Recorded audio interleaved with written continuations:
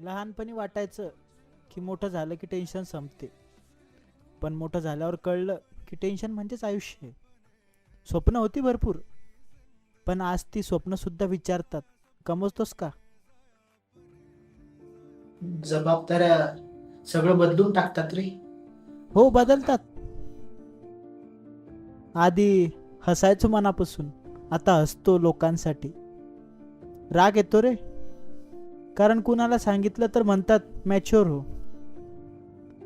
आणि गप्प बसलं तर म्हणतात की काय झालं. आधी चूक केली की माफी मागायचो, आता चूक झाली तरी शांत बसतो, कारण स्पष्टीकरण देण्याची ताकदच नाही उरली. हीच तर मॅच्युरिटी आहे.